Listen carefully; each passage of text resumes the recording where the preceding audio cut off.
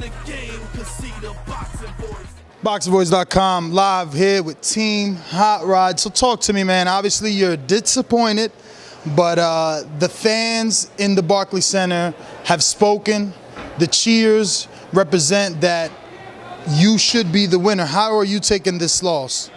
I mean, nobody likes to lose, but from the fans, the way they were cheering me on, I feel that makes me feel a little bit better. But I'm in his hometown, and his own fans were booing him, so that tells you who really won. His hometown was booing him. Man, I should have got the victory, but it is what it is. If he's a real fighter like he say he is, and he thinks he could beat me again, he can either give me a rematch. Now, why do you think he would give you a rematch? This was a tight fight. He probably felt some sort of embarrassment in front of his hometown. Like you said, he heard the boos. Why would he put himself through that again? Why not? Why is he fighting?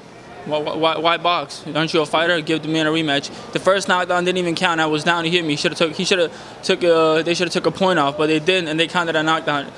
I don't see how I lost. He needs to give me a rematch. Point blank. Period. Now, speaking of rematch, obviously your team is here. Are there any, options once you took this fight? Does Al Haymon have any options? Is it a guarantee that you'll get another fight, or do you just have to continue to call him out?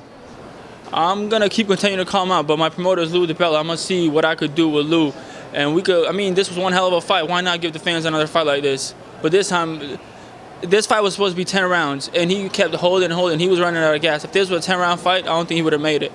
Why wasn't it a 10-round fight? I mean, two undefeated fighters. He's an Olympian. You're undefeated. It makes no sense for an 8-rounder. You guys are both past 8 rounds. It was supposed to be a 10-round fight, but it got cut short because of the network. They didn't have enough time.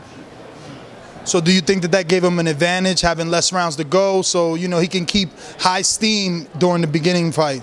I mean, he didn't even keep the high steam like that because he kept holding. He kept running out of gas.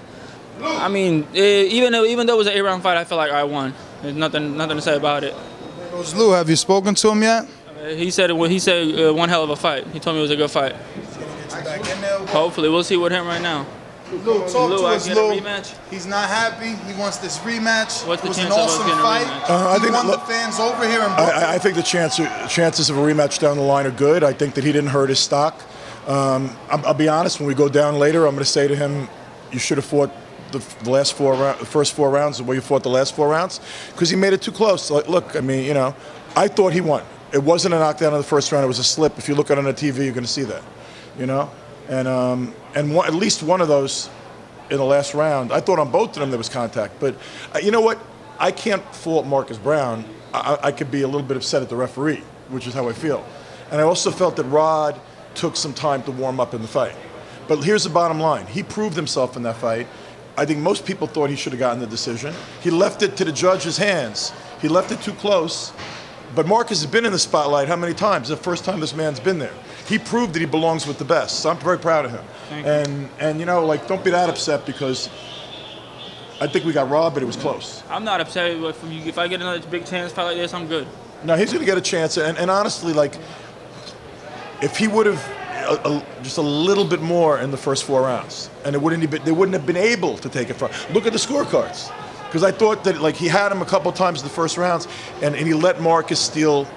He let Marcus steal some of those rounds. So I don't think any of us are screaming robbery, but I think that I think the refereeing, I'm sorry, I watched that first round 7 times, and that wasn't a knockdown. It was a slip, and I thought actually the 2 times Marcus went down in the last round may have been more clearly a knockdown. But then I also thought he gave away a few of those first 4 rounds that he shouldn't have given away. So you know what? It is what it is. It's a learning experience. But I think, hey, this was a giant jump up in status for him. And he was a huge underdog. Did he look like a huge underdog? And I think most of the public, most of social media thought he won. No one's going to hate Marcus Browne. We're not going to go to a press conference and attack Marcus Browne. We're going to say he didn't get knocked down. You're going to say you didn't get knocked down in the first round because you know it. But the credit should go to him for what he is, and that he is on the same level as Marcus. Well, his stock definitely rises, and obviously you being his promoter, PBC has showed us throughout the year that they don't forget about their fighters, win or lose. No, he's going to get he's going to get other opportunities, and I'm proud of him. And I wish that he would have pressed it more in the first 4. a little bit because I don't think there would have been any doubt then. But I'm very proud of him, and we're together still, and he's going to get a big opportunity. And Marcus Browne knows he fought. Marcus Browne knows he fought a motherfucker. Thank you. All right, guys. The sight in the game, 'cause see the boxing voice.